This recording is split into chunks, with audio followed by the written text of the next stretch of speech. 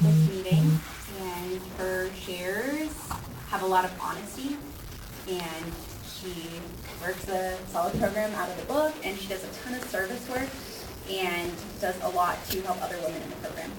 And so I'm really excited to hear her story and how this program has changed her life. So with that, let's give a round of Tanya C.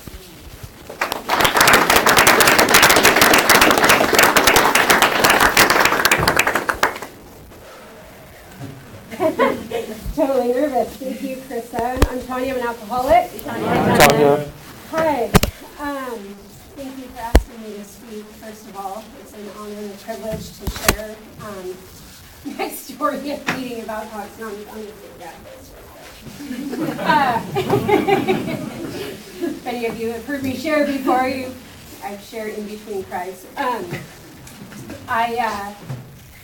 Let's see, I'm really grateful everybody's here, first of all. And I'm really surprised that we have one birthday in the room tonight. It's usually, there's usually a ton, so I'm grateful that you celebrated 7 years so that we could celebrate that together. And looks like I'm talking to a group of old timers here tonight. So let's see, I want to thank my friends and family for being here. My daughter is here, who hasn't been here before when I've shared my story, so I'm like totally nervous. Like, can I tell the truth? Okay. I said I was honest, so I'm going to try to tell the truth, and you can't screw up your own story, so I'm going to start with that. My sobriety date is May 26, 2010. My home group is Sober on Sprague, Tuesday night, 8 p.m. at the Hoot Owl in Spokane, and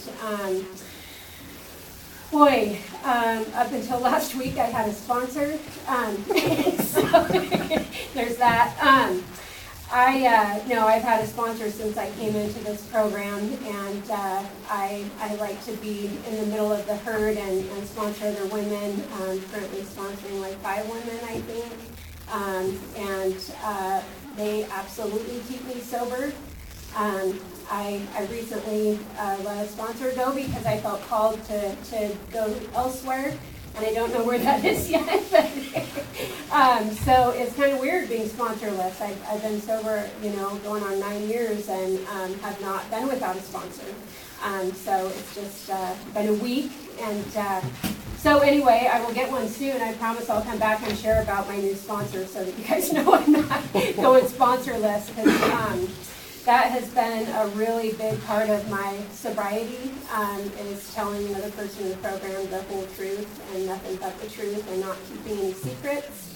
And so I'm just really, really grateful to all the women that I've had 4 sponsors, I think, in sobriety, and they have all taken a huge role in my life at those specific times. And so anyway, it's important for me to have a sponsor and to sponsor other women. And one of the cool things about Alcoholics Anonymous is that, we talk about not having any relationships when we get here, and how our basic trouble is the inability to form a true partnership with another human being. And, I've been able to walk through things, ending sponsorship, things like that, and still maintaining friendships, here.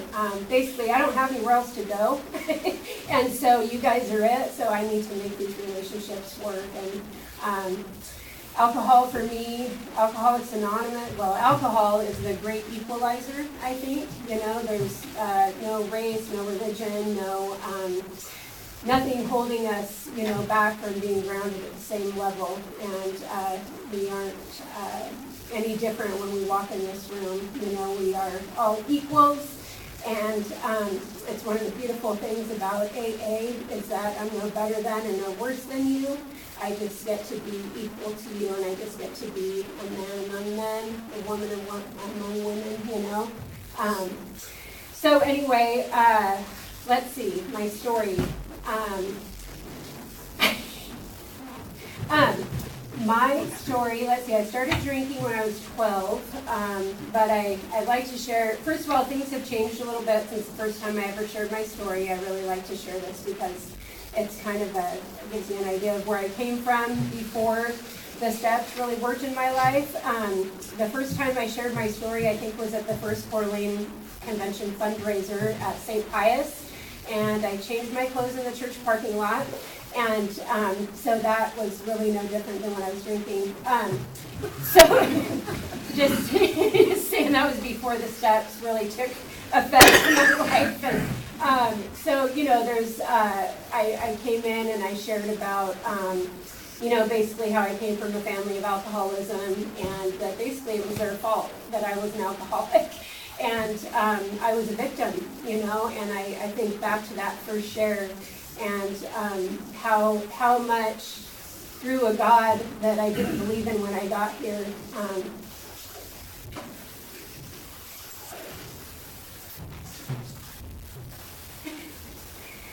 Wow.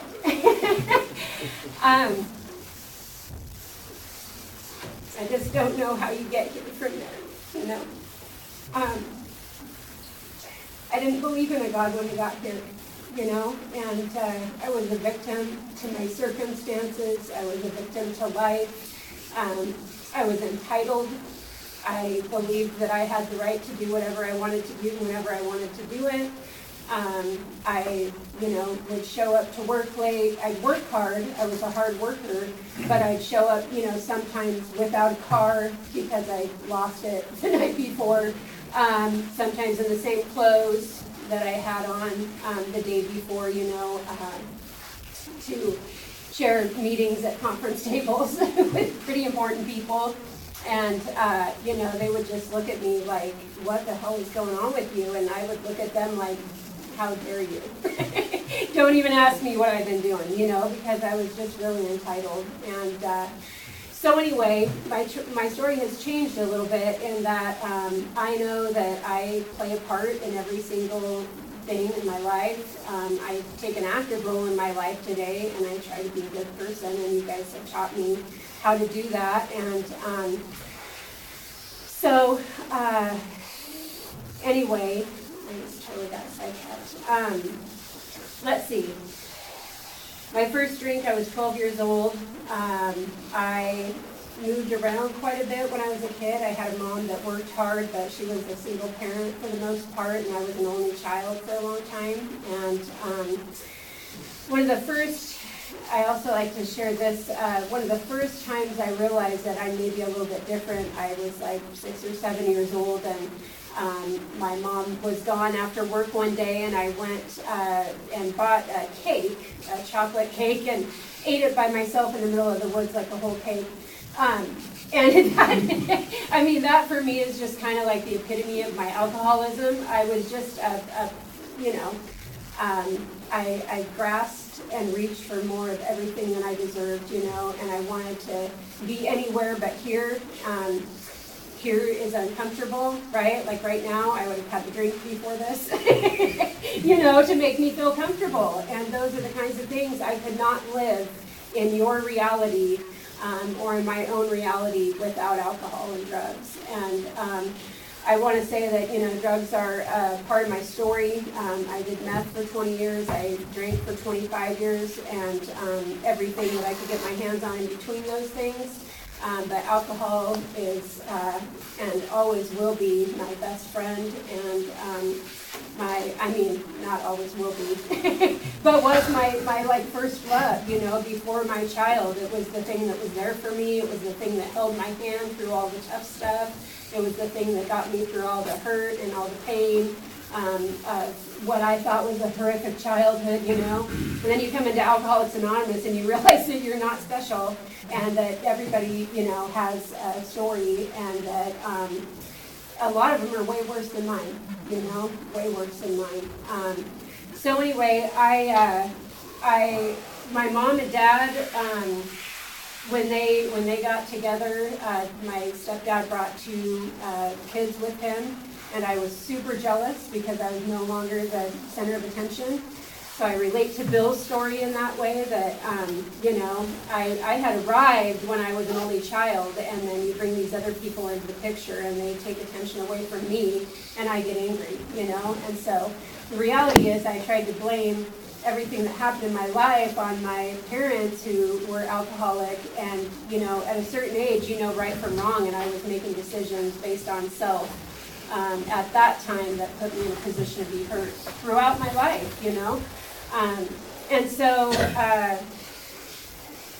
man, I was like a 4.0 student. I was, involved in school. I was on the honor roll. I was, really wanted to be the center of everything. I had an outgoing personality, but was scared to death to be around people, kind of that ego inferiority complex thing that we talk about here. And alcohol just solved everything for me, and I started doing crazy stuff at a young age. I started stealing my parents' cars. My dad had a 66 Fastback. I stole that car. Stole a state truck.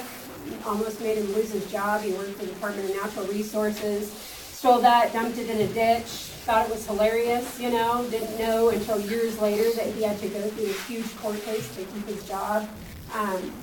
It's just reckless. It's totally reckless at a really young age. And I wanted to run away, and I wanted to cause problems, and the only thing that made me feel better, because I didn't think I was getting the love and the attention that I deserved out here, was a drink. And so I stayed under the influence for 25 years. And so my first treatment center, I was 15 years old. I went to Lakewood Hospital in Tacoma.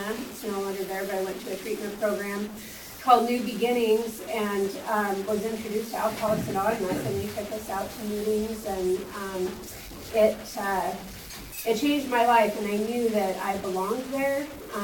I tried Emmy for a little while there, and but alcohol was really my love, I always went back to that, and I like to say that the Big Book talks about, Dr. Bob's story I really relate to the most, so if you haven't read Dr. Bob's story, I strongly recommend that. It's, he talks about using in there, and in the doctor's opinion, it talks about what I have, and that is the disease of alcoholism.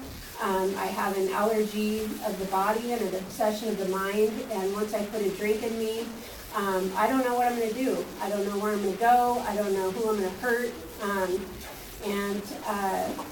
So anyway, it talks about alcohol addiction in there, and so when I go to meetings of Alcoholics Anonymous, I'm an alcoholic. When I go to Narcotics Anonymous meetings, I'm an addict, and I just do that out of respect for the programs. But anyway, to thine own self be true, I have to be true to myself, and so I'm just going to share my story. Basically, just to qualify, I did not get sober at 15. There were, it was a room full of 80 or 90-year-old men, and it was a smoke-filled room. But I'll tell you what, I never will forget. And today, even when the steps are read, I remember the steps being read, off the wall, and like how they hit me. And I can hear them, saying the steps and reading how it works, and looking up on the wall and reading them and thinking, I can't be alcoholic, I'm a girl, I'm young, I just want to party a little bit. And I had partied a lot from 12 to 15. I had partied enough, At that time, I had done sheets of acid. I had got invested in school with pot, for selling pot, for my aunt. I had, was selling crosstalks. I did my first line of CD in the library in 8th grade. You know what I mean? It was just like balls to the wall from the moment probably that I ate that chocolate cake. I'm just saying. I do want to say that if anybody has trouble with sugar, the family afterward does say to eat chocolate and keep sugar handy. So I just want to say that. It's in the book. So if it's in the book, it's real. So let's see, I didn't get sober. I continued to, just crazy, crazy stuff. Losing cars. I died once. I was on a missing persons bulletin. I lost my purse in La Conner, Washington. New story for you. I would drink, right? And then I'm too drunk, so I need to do other things to come down, and then I'm too up, and then I need to do other things to get leveled out, and all to get back to the way I felt before I picked up the first drink. So it was this cycle every day, man, every single day for 25 years, basically, of just running from me. you know, just not wanting to be right here where my feet are. I did not want to be in the present. I wanted to be anywhere but here. And I just wasn't comfortable in my own skin, you know. And so, yeah, in La Conner, I went into a bar. I wasn't going to drink that day. We were going to the San Juan Islands, and I took a drink, and all bets were off, man. And I lost my purse in the bay, and somebody found my purse with my ID and everything, so they called them missing persons. And, you know, I mean, this is what I do to people's lives when I pick up a drink, when I'm not going to drink that day. You know, those are the kinds of things that I do. So I would get these really great jobs, like I was a project manager for years. My kids make fun of me. They're always like, I'm a project manager and I like long walks on the beach. So anyway, she opened up a MySpace for me once and had that on her. But yeah, I mean, I just thought I was a big shot, you know. I got every job I've ever applied to. I would get pulled over drinking and driving, and I'd get let go. I had no fear because I never got in trouble. I never had any, like, external consequences, you know. It didn't feel like, right? But at 17, I had my daughter, and I was drinking, you know, some of the biggest things that happened in my life. I was loaded, you know, and I can't recall certain time frames, you know, decades. Like decades of my life were just gone from alcohol. And so anyway, I had my daughter at 17, and I was like, this is going to be my saving grace, you know, she's going to change me. And that lasted a little bit. and then, you know, I did things like tell my mom, you know, hey, can you watch my baby for a little bit? And then I'd be gone for months. I would just be gone for months, you know. And I would get upset if she didn't, you know, show up with her when I wanted her to, things like that. Like, we actually went to court one time, and I had been partying for weeks. You know, I put these things in my body, and I just can't make decisions on my own. And I have this conversation with people all the time because they're like, it's a choice. And I'm like, you're not an alcoholic or a drug addict. You know, you don't get to tell me that it's a choice, because I know that once I put alcohol and drugs in my body, those things make my decisions for me. And the things that I want to do, like, you know, show up for my children and go home and make dinner, you know, I just end up at the bar. I mean, I just end up at the bar. And because, again, I just want to be anywhere but here, you know, and I didn't want to face those babies. I have two beautiful daughters. They're going to be 23 and 28, which makes me feel really old. But they are basically, I mean, I would go through these spurts of being okay. I'd have my shit together, and all of a sudden, you know, I'd go on a meth bender. I was this big shot project manager, you know, and I'd be drinking martinis at the bar.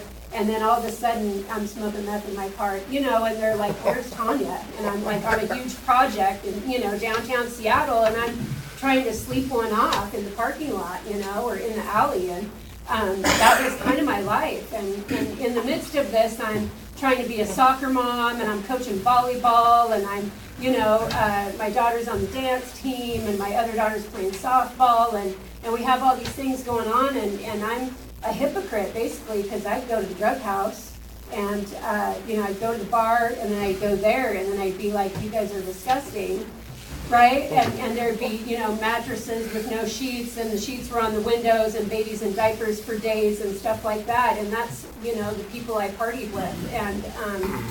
And then I'd leave there and be like, go home to my warm, comfy house with my nice little fireplace and my two beautiful children, and pretend that I was fucking okay.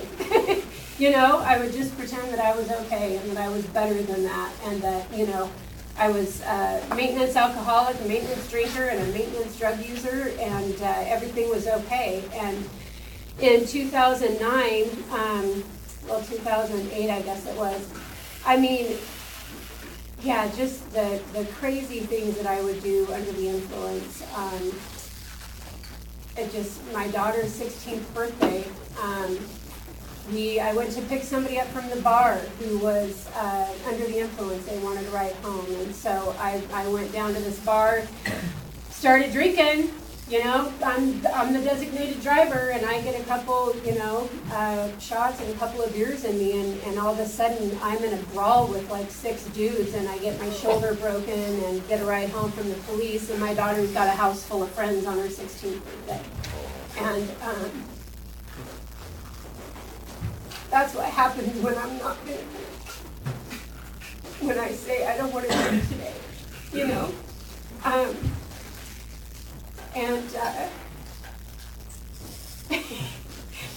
Anyway, so weird having her here sitting in front of row.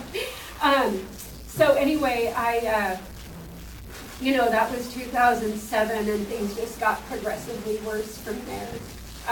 I got in a relationship with a person who my kids saw try to actually kill me, and like scenes from a movie. You know, you just can't even make this stuff up. It's like whose life was that? You know, I look back now and I'm just like, who was that person? You know, and that's why I truly believe with my whole heart that this is a spiritual malady. You know, I had no spirit. I had no. I felt so horrible about myself, and I would use to cover that up. And the guilt and the remorse and the shame, you know, would just come back the next day, and I'd have to do it all over again. And so anyway, my daughter ended up leaving right before high school graduation because she was pretty much disgusted with me. And then my youngest daughter, I wasn't even able to like do the laundry, you know, to wash her clothes for gym so that she could do her after-school basketball program or go to softball or do, you know, all these things that I've been hanging on to. I'm a good mom, you know, I have my shit together. And so I sent her to live with her dad in California. And it was right, actually went to stay with my sister and brother-in-law in Seattle about a month ago. And my brother-in-law informed me that he was at my daughter's 13th birthday, my other daughter, and I didn't even know they were there because I was sick in my bedroom and I wouldn't come out, you know. I planned this party. I had this clubhouse rented and everything, and I guess they knocked on my door and I said, no, I'm not going to see anybody, you know, because I was so sick. And that was pretty much it. I was like, these kids don't deserve me, you know, and so I would keep away from them thinking that I was probably going to die anyway. So they were better off without me, you know. I'm here to say they are not better off without me. I'm not better off without them, you know. And because of Alcoholics Anonymous, I've been able to have a relationship with these kids who wouldn't speak to me. Because of the steps and amazing sponsorship, relationships that I didn't ever think were possible. You know, in early sobriety, I have no idea how I stayed sober because my daughter would call and say, "You're a piece of shit." And I would be like, and it was when I had I was spending her McDonald's paychecks, you know, this kid's working her ass off, and she went to state that year for dance, and she went to college right after high school, and I was at her graduation, loaded, and she knows that, you know. I will make a recommendation. If your kids don't know everything you did, don't tell them. Don't tell them. I made that mistake, and they're like, really? You were loaded our whole life? And I'm like, oh, I thought we were supposed to get honest. So anyway, not that honest, okay? Not that honest. Yeah, I just, she would let me have it, you know, and people would say, oh, I drink over my feelings. And I'm like, that's bullshit. I drink because I like alcohol. You know, I drink because I like the taste, I like the effect, I like alcohol. And then when my daughter was giving me this, you know, rhetoric when we were dealing with all this stuff and I was trying to stay sober, it hit me. I went out on the front porch one night and I was like, oh my God, I want to drink so bad, the hurt in my heart. from what I've done to my children was so terrible. It was so horrific that it was like, make it go away, you know? And then I picked up the phone and I called the sponsor, that first woman that put her hand out to me. And that woman saved my life, you know? And I don't know how I didn't pick up a drink then, because that was painful. That's painful stuff. And it's like, you know, when people look you straight in the face and say, you're a piece of shit and I don't want anything to do with you, you believe it, you know? And the cool thing about Alcoholics Anonymous is that when I came in here, I was told that I could absolutely believe anything that you guys said about yourselves and anything that you said to me. And I believed it. And I believe the things that I hear in this room, and I believe the stories, and I believe the truths that you tell, and I believe in the miracles and the relationships that are renewed, and in the steps working in your life, you know. So anyway, 2009, I came here. I had thought both of my girls had left. I had loaded up a U-Haul, driven it over here already to my parents' house, and the parents that I said never did anything for me, you know, that ruined my life and made me an alcoholic. They let me live in their basement at 37 years old, and I came over on a Greyhound bus, which is like the ultimate, you know. It's kind of like saying you might be an alcoholic if you ever drink Mad Dog. If you ever took a Greyhound bus from one city to another trying to get away, you might be an alcoholic. You know, I had some revelations, and I have like some journals that I had written back then, and they talk about like I was praying, you know, I was like, please God help me, and I didn't even remember, you know, I didn't even remember that. I never remember praying to that God. I mean, I dropped my kids off at Sunday school on Sundays so that I could get a break, you know, where I'd go do housework, but I didn't want to be in church with the condescending, hypocritical people that, you know, I thought at the time they were. And especially when you're feeling all that guilt, you don't want to go sit in church with people, you know, and when you're loaded with driving around with your kids in the car. Don't really want to be seen. So anyway, I came here in 2009, and my daughter was in college at the time. I did get to take her and drop her off and get her, you know, set up and stuff, and I'm so grateful for that time. And then my youngest daughter, shortly after I moved to Spokane and got my own place and stuff, came back home. But the night before I came to Spokane, I had gone to meet my sister and I drank one Mai Tai, and I have never had one drink in my entire life. And I had been using for several days, but I decided to meet my sister at this bar in South Center, and she gave me some money so that I could get over here. I had nothing, you know. Months later, I would find in that U-Haul, like, just boxes and boxes of unpaid bills and like a bunch of gas cans, basically, is what I had. I mean, I had minimal furniture, minimal clothing, you know, everything. I had a bunch of tweakers help me move, so like they stole whatever. You know? I mean, it just, you know, when you're partying and paying people with alcohol and drugs to help you move, you really don't end up with a lot left. But, you know, it's just amazing to me. Like, I haven't run out of gas in sobriety. That's, I, you know, literally would run out of gas all the time. I mean, I was, like, I had some money. I just was too lazy to stop at the gas station, you know? I just wouldn't take time. I had too much going on and did not have time. That was a pretty big deal, and I just didn't have time to put gas in the car, you know? How many times I was stalled on the highway, I have no idea. But anyway, thank God I don't have to do that today, you know, because gas cans are expensive, by the way. But anyway, so I had one drink, and I was trying to stay off methamphetamines, and so I heard that if you huff canned air, that's helpful.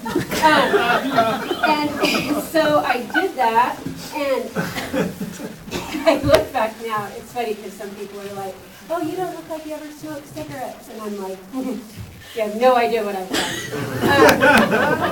And thank God, Alcoholics Anonymous really cleans us up, So, anyway, so I did this thing, and I spun out on the freeway, and I hit another car, and I went and I made sure the lady was okay, and I came to out of this blackout, and I hit and ran, I left the scene of the accident, and I think I casually drove away, but I ended up going from like 5 to Puyallup, where I lived, and I was on a back road in Puyallup, and I was speeding a little bit, and anyway, I got pulled over, and so when they pulled me over, they gave me a field sobriety test, which I passed because I only had one drink. And then he informed me that he realized the car had just been in a high-speed chase. And so I was in a high-speed chase that I didn't know about. And I guess, helicopters and all kinds of people looking for me. And so you might be an alcoholic if you're in a high-speed chase and you don't know. So needless to say, that got me to Spokane. They let me go. They let me go. I don't know in what life that's a real thing, but anyway, they let me go, and because I only had one drink, I didn't, get a DUI or get taken in. I told them that I was going to go to treatment, and that please, God, don't send me to Pierce County Jail because I'll never get clean. Anyway, so came to Spokane, lived in my parents' basement, immediately got a job. I got a job with like 5 days clean, drinking every day, nonstop, as a service manager at Direct Buy. So I was like managing people with like 5 days off meth. It just blows my mind what we're capable of, That's the scary thing, is that like, as alcoholics, we're pretty smart. We can really pull some stuff out of our what and make it happen, And it was like, I want my kids back, and I want, all these things to happen. And so anyway, I drank hard for like 6 months, and I finally got pulled over on November 5th after drinking and driving for 25 years. I got pulled over and got charged with DUI. And I knew immediately that I had to go to Alcoholics Anonymous because the seed had been planted in that treatment center in 1988. And so in 2009, all those years later, I was like, okay, the jig is up. I'm done. Like this is, and fear has kept me sober for a long time. I got a felony at 19 for cocaine, for possession and distribution, and I go into the prison, so I just want you to know if you're a felon, you can go into prison. I do felonious things when I'm under the influence. And so anyway, when I got pulled over and got that DUI, I had a purse full of cash and cocaine and other stuff, and they did not check my bag. And they drove me home. And one more time I had got let off. And it boggles the mind. And that's just a couple of the, So anyway, needless to say, I got out of that. The attorney for my driver's license, I thought for sure I was going to lose my license and have the blow and go and all this stuff. And the paperwork didn't make it to the attorney, so that case got thrown out. It was just like, I have had chance after chance after chance to get my shit together. And so I want to kind of keep it together now because I'm so scared, that every good thing I have in my life today is a result of Alcoholics Anonymous. And there's a lot of things I have, like toilet paper, right? Because I used to have coffee filters, and it would be a multi-purpose tool, right? And so we would have coffee filters, and So anyway, I came to Alcoholics Anonymous. I immediately hooked up with a woman who I could relate to and who had been just a little worse than me, I thought. Like, she had done some hard time in prison. I belonged in prison, so I wanted to, be with somebody who, could tell me how to stay out of prison. And I was desperate, I was really, really desperate, and I still feel that desperation today, that I will go to any lengths for victory over my disease. And I know today that this is a disease, that it's only, because a God wasn't done with me, a God that I didn't believe in when I got here, that spiritual malady, has been filled for me. And so anyway, I hooked up with this girl. We started doing all kinds of cool stuff, man. I mean, we were like camping and floating the river and, just doing all kinds of cool stuff that I had no idea you could do sober. I didn't know you could camp. I mean, the first time I camped, I was sitting around a campfire and it was like, well, what do we do now? I don't know what to do when you're not, your hands aren't full and you're not, partying and carrying on and getting naked in the woods and doing those kinds of things. So anyway, as a result of the 12 steps, that woman had me write out my first step. And basically it was what you've heard plus some details that, I try to share in a pretty general way. And I shared that first step. It was like 17 pages, with this woman. And she said, can you see where alcohol and drugs have made your life unmanageable? And it was like, yeah, yep, I can, It was pretty clear in black and white when it was on that paper. And so I did a first step. And then she had me read the first 164 pages of the big book. And she introduced me to all kinds of people. She told me what a home group was. She told me about the 12 steps and the 12 traditions, and she told me about, what it means to be a sponsor and what it means to be of service and what unity means and what it means to be in recovery, This is not the program of Alcoholics Anonymous, right? This is the program of Alcoholics Anonymous, and this is the program that saved my life. This is the fellowship that surrounds me, that lifts me up when I'm going through stuff, when I'm down, when I'm suffering, or just when I need a phone call. I built up this community around me in early sobriety that every single time I've wanted to go back out, in early sobriety, pretty much. Not much since then, but my phone has rang.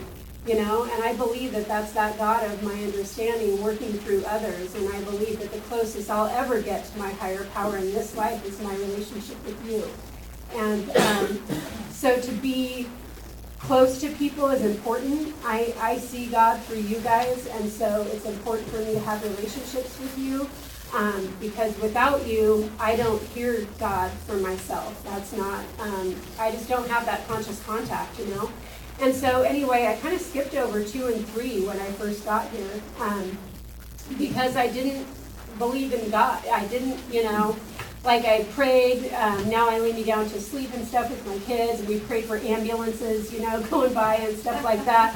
Please, God, get me out of this one, that kind of stuff. But those foxhole prayers, But I just didn't have a God, and so I kind of skipped right over it, and I prayed to the ocean.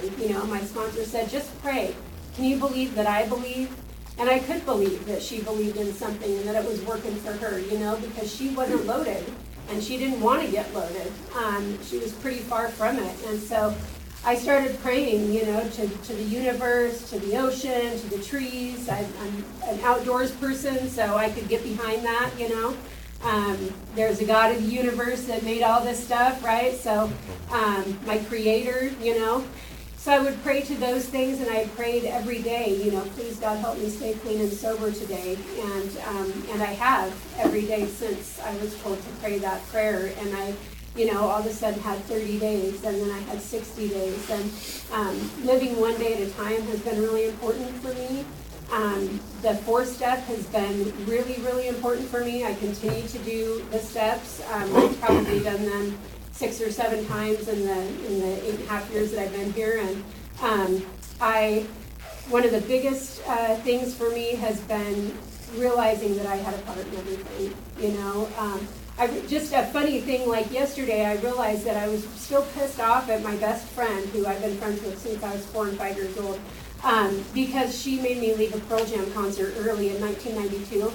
And I realized that, even that I had a part in. I mean, those are the things, I'm still mad about that, you know what I mean? And I'm 45 years old. It's like, come on, Tanya, let it go. But those are little things that like I'll hang on to, these stupid little silly resentments. And if I don't realize that I had something to do with that, like I could have told her to leave, but I didn't realize that for a really long time, that I could have just stayed. And that's just an example that came up yesterday, so I thought I'd use it. But resentment is the number one offender, and I thought when I got here that self-pity was the number one offender, because I could not quit feeling the guilt and the shame and the remorse over the things that I had done to my kids. And so I woke up one day at about 2 years sober, and I realized that if I was going to continue to live in that self-pity, it was no different than behaving the way that I was behaving. And that was a huge epiphany for me. It was like, man, you might as well go get loaded and do the same shit that you were doing, because it's no different, And so anyway, 4 and 5 were really huge for me. The sex inventory was huge for me. Learning about what I wanted in a partner and not accepting anything less than that was really a big deal for me. And I did everything wrong in the beginning of sobriety. I got into relationships and got out of relationships and all those kinds of things. Made really bad choices and realized that it wasn't alcohol that was the problem. It was Tanya that was the problem, and that I can do things not under the influence that can hurt people just as I can, the same way as if I pick up a drink. And so anyway, I did a 4th and a 5th step with a woman the first time, and it changed my life, writing that stuff down and spending some time with another woman and going through the things that I had resentments over and the things I was afraid of, and the sex inventory piece, and writing that ideal. And then just a couple months later, I was asked to coffee by this guy up here, and he is nobody that I would have ever wanted to be with. That answer. I mean, he's got no tattoos. He hasn't been to prison. My ideal partner yet. And we met at the Hoot Owl. It's about as ghetto as you can get, but it's my favorite place in the world. And he's my best friend today. And he's such a good guy that not only did I build a relationship with my daughters, but they, who were not accepting of anybody because they had seen some pretty heinous things, took this guy into their life and trusted him. My daughter has asked him to adopt her, and it's amazing. And a guy, I didn't think he would be able to hold a job when we got together, and he's going to be graduating with his master's degree next week. This is Alcoholics Anonymous, It's pretty amazing, and to see other people recover has been just the light, has come on for me, to make amends to my children, to be able to say this is exactly what I did, although this one wanted another amends because she heard some other people's amends from growing up in the rooms, and she's like, I don't think it was good enough. So I have boundaries today. She still hasn't gotten another one. I just want to be clear about that. I try to make a living amends, right? I try to show up in their lives. A couple years ago, I became physically unable to work, and God has allowed me to show up and do things like help my daughter study for her nursing exam after graduating from nursing school last year. And I got to go to that graduation sober. My other daughter is having a kidney removed in a few weeks probably, and I get to be to that sober, things that I wouldn't be able to do if I was working right now. So to be able to see the blessings in this stuff, to have made those amends, to have made the amends to my parents, made the amends to all the people that I hated, that I thought wronged me, when really it was me that set all that stuff in motion, I'm the problem. If there's a problem in a relationship between me and you, it's always me. It is always me and my perception of what's going on. And if that's not the way it is, then I don't have a solution for that today.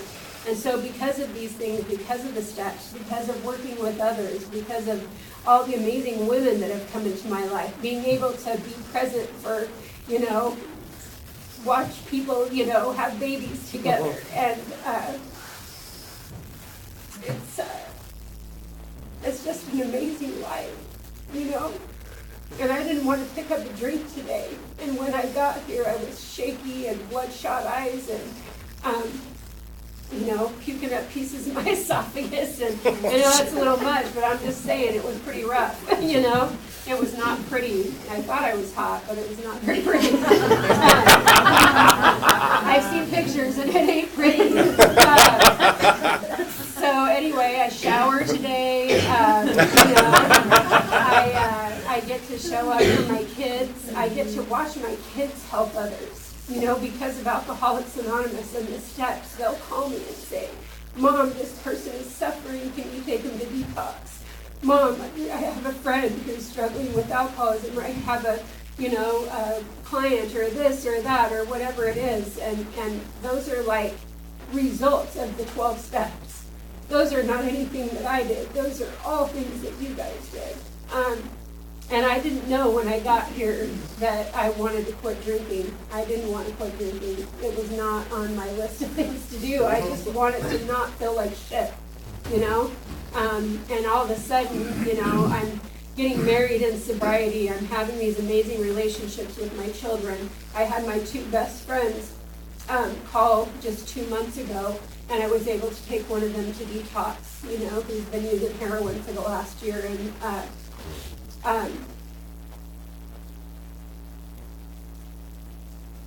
to be able to, I'm the one that gets the phone call. I was the shit show. I was not a person that you called when you needed help.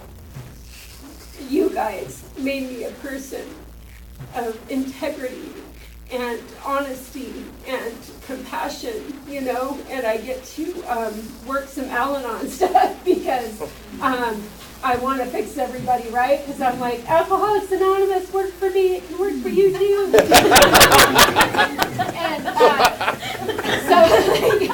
And I want to be, I'm not the poster child by any means. I've had, some bad days and some hard times, but the reality is that even if finances are a wreck, or my health is a wreck, or my kids are suffering, or whatever it is, my relationships are mended.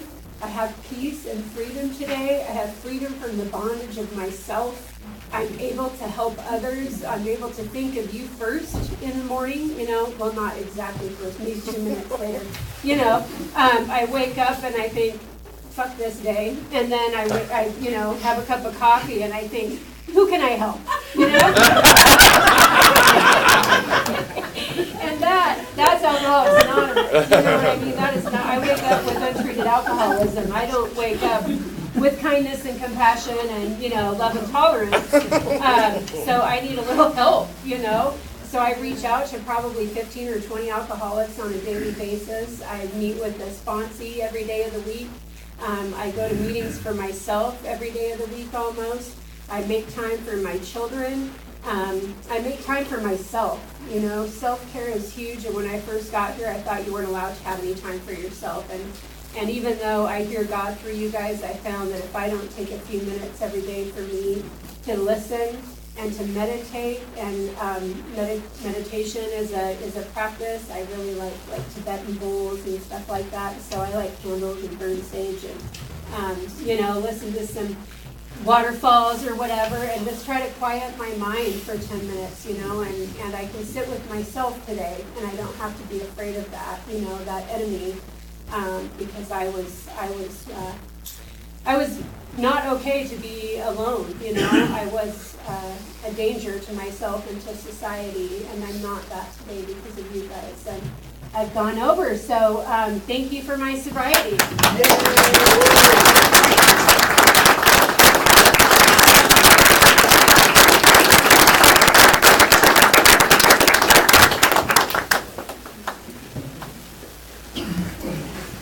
I want to thank our speaker, Tanya, for being here tonight and sharing your experience, strength, and hope with us. Thank you so much. Give her one more round of applause.